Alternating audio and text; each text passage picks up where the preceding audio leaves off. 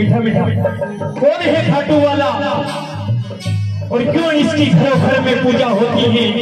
बड़े भाव से सुने यह बात।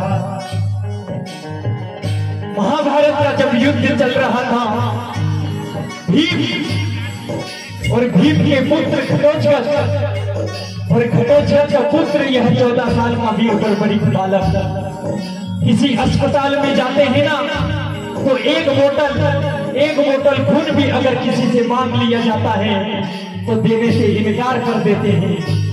पर इस 14 साल के बालक ने 14 साल की उम्र में अपना शीश दान दे दिया।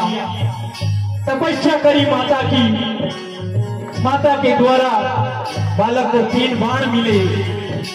बालक मुस्कुराता हुआ घर की ओर प्रस्थान हुआ। माँ मुझे 3 बाण मिले हैं। मीठी मीठी तालियां बजाए ना।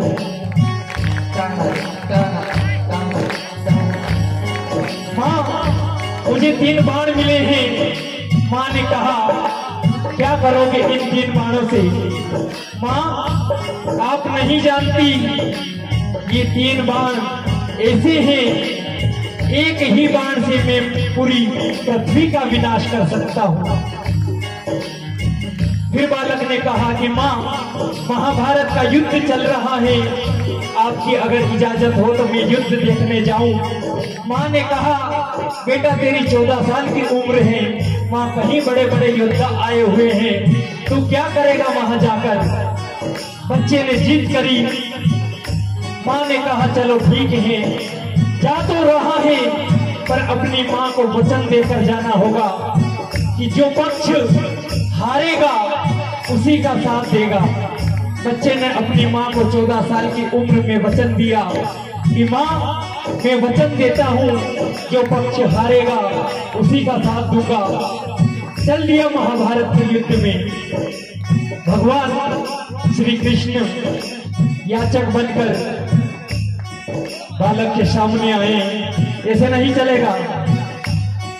गोविंद मेरो है गोपाल मेरो है, गोविंद मेरो है गोपाल मेरो है, गोविंद मेरो है गोपाल मेरो है। ओ गिरिवा के बिहारी नंदलाल मेरो है, गिरिवा के बिहारी नंदलाल मेरो है।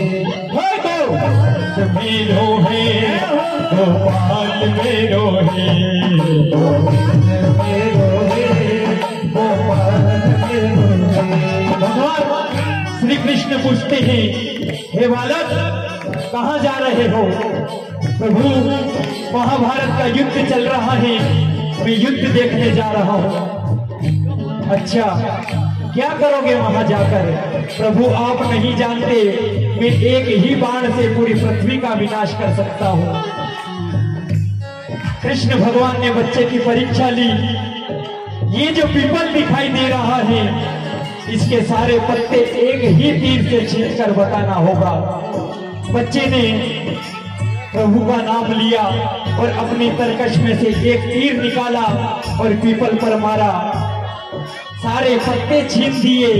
भगवान श्री कृष्ण ने एक पत्ता अपने पैर के नीचे दबाकर रख लिया। तीर तरकश के अंदर नहीं आया।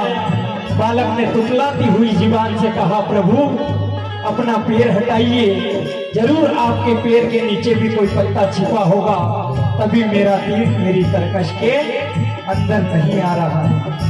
भगवान ने बच्चे की परीक्षा ली।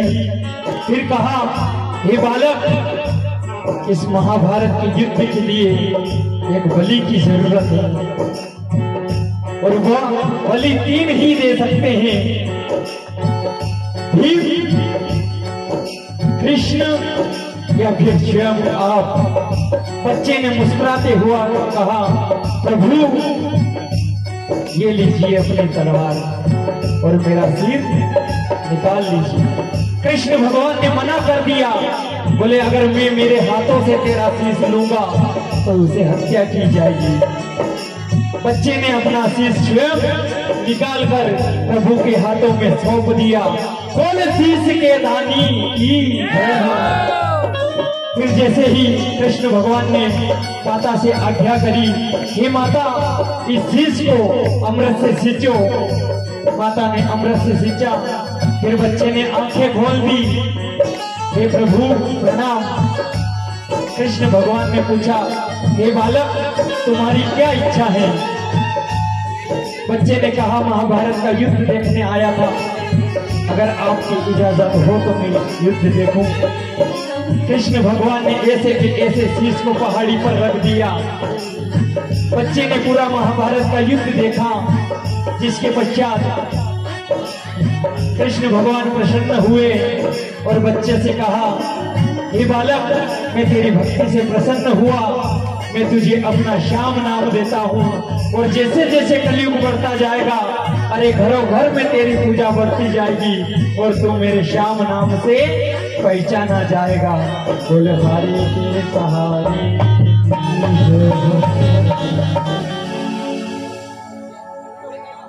बोले लख दातारे की जय। अब मुझे कितने भक्त ये बताएंगे हाथ खड़े करके कि आपको धमाल सुनना है या कुछ भाव के भजन? हाथ खड़े करें, जिसको धमाल सुनना है वो हाथ खड़े करें। और भाव के किसको किसको सुनना है? एक भजन सिर्फ हो जाए। हाँ बिल्कुल, मेरा वादा है। पहले बुजुर्ग लोग बैठे हैं मेरे पिता के समान, उनका एक भजन हो जाए, जिसके पश्चात बिल्कुल वो तेरी औकात क्या, हर तेरी क्या शान है,